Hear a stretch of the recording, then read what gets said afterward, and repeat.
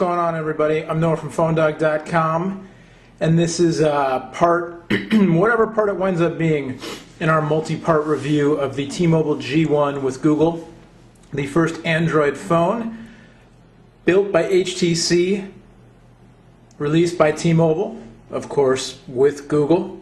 Our other reviews, we've got a bunch of reviews up and written reviews on the site, all kinds of video reviews and images, so be sure to check it all out.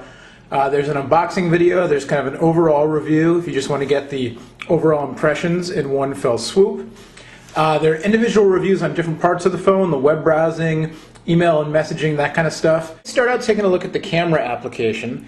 The camera sensor's on the back of the phone, obviously. It's a 3-megapixel camera, autofocus, no flash, no video capture.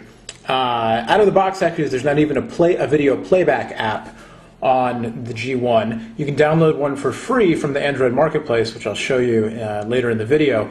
But right now, there's no video capture or video playback built into the phone. You launch the camera either from the menu or just hitting the camera button. It launches. It gives you a little reminder up there in the corner to take pictures, you know, using the dedicated button. Obviously, you can hold the phone, you know, whichever way you want. So I will take a picture of my plant. Hear the little shutter sound.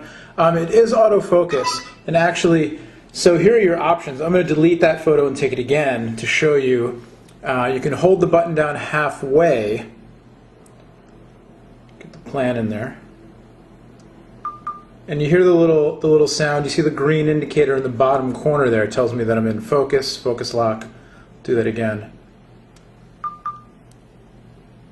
And there's my picture.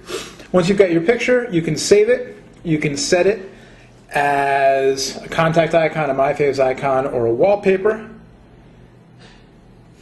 I've got the picture now. I hit the back button and I lost my menu there, so I'll go to the picture gallery. And you can see all the pictures I have here. If I open the keyboard up, it goes to widescreen mode. So here's the picture I just took. And I can hit the button. I was trying to swipe there, it doesn't swipe, but I can hit the button to go through my photos. See, I've taken a bunch in the past couple of days. A lot of them were taken in my office where the light wasn't so good. Here's one taken outside. I can zoom in.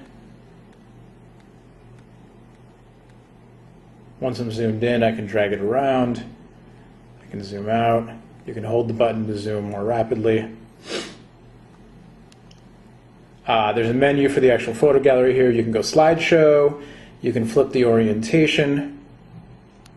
So you can look at them widescreen without opening the the keyboard up.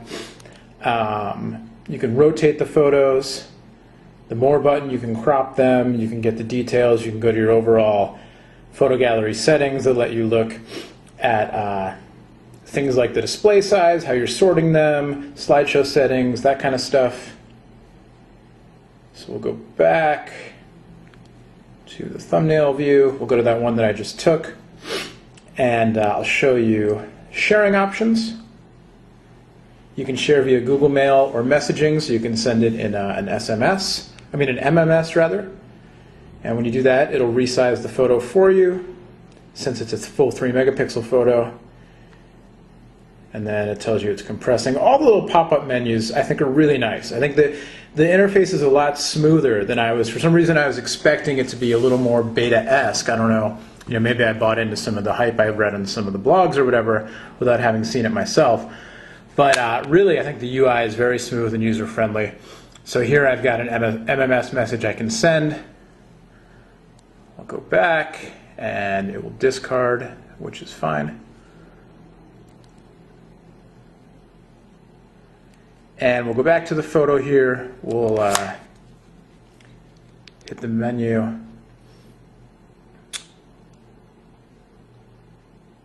And do a little slideshow, just so you can see.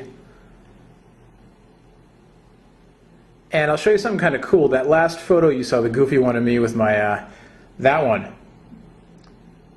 If we go to the home screen, I've set that as my wallpaper. And one thing that's really kind of cool is that it has this 3-screen home screen, so you can set up your shortcuts on more than one screen. and it automatically set the photo I took to span all 3 home screens, which is one of those silly little things that's just really cool. So I've got, my main home screen with my clock and most of my shortcuts. I've got this, second home screen, the one off here to the right with my Google search, and then I've got this one with a picture frame that I added. And you can see it spans like a panorama across that whole photo, which is just kind of neat. The fact that it's a photo of me and I'm scrolling over it is really vain and ridiculous, but the actual just geekiness of it scrolling across is just really pretty cool. This is the picture frame thing, and basically you can just have it keep a little thumbnail of a picture on your home page there. So I'll get this one I took at the pizza shop next door. I don't know why people eat at Domino's in my neighborhood, because there's a great local pizza shop, R&L, like 2 blocks away. Always makes me upset when I see people eating at Domino's. But this picture came out kind of well. So I'll hit save. You can choose what part you want, and there you go. It shows up in your little photo frame. So then you can hit the, on the home screen, you can do the long touch, and you can add a widget, picture frame. I'll do another picture of my plant. And you can't change the size because the picture frame is a set size so far as, oh, you can. I didn't think you could. Look at that. You learn something new every day, kids. So I'll get that whole photo in there, and I'll save it. And now I've got a second photo, and I can long touch on it, grab it, move it around, cover up my head. And now I've got. So that's kind of cool with this triple home screen thing. If you want, you can have your wallpaper, but then you can have like a little mini photo album there of, your pets and your children, or if you're like me, your plant and the pizza shop you hate. But here's a quick look at the photo capture and photo gallery applications on the G1. All right, and last but certainly not least, a look at watching videos on the G1. If you want to see coverage of the YouTube app that's on the G1, check out our video where we talk about the web and web browsing and all that kind of stuff, because that covers the G1. I'm sorry, the YouTube player on G1 in more detail. You can check it out. Here's a little preview, and it's pretty nice. You'd think it would be since Google owns YouTube. They'd want to make their G1 video or Google app nice. G1 YouTube app. I'm getting all my words mixed up. But you can check that out in more detail on the other part of our review, which is online now. But I'll show you real quick the video player. Now the G1, like I said, does not come with a video player app installed. Instead, there's one available now in the Android market, which we'll also get into in more depth on another video. And here it is, video player version 0.1 by Jeff Hamilton. It's a beta. And as you can see, it plays video files off the SD card. It supports MPEG-4s and 3GPPs. 3GPP is a mobile video format. And it supports H.263 and 264 video codecs. So it's a little bit restricted in terms of what it does, but it's a beta, it's free. You would assume that, Google, they're putting a lot of faith in the developer community and the Android market and stuff. You would assume that a more robust video player will be coming, whether it's an official version of this one or a different one. But at any rate, I downloaded and installed it for free from the Android market. I exported a video on my computer to the proper format and codec and stuff, put it on the micro SD card, the slot for which is right here, hidden, kind of hidden away behind this little plastic cap. So it's kind of nice because it is hot swappable. You can access it while the phone's on. Just comes right out. It comes with a 1 GB card in the packaging, pre-installed. But you can hot swap it while the phone's on, no problem. But then the cap is kind of tucked away under the keyboard, which makes it a little more secure. And so we'll go to the video player app. And I may not have loaded my card in time there. There we go.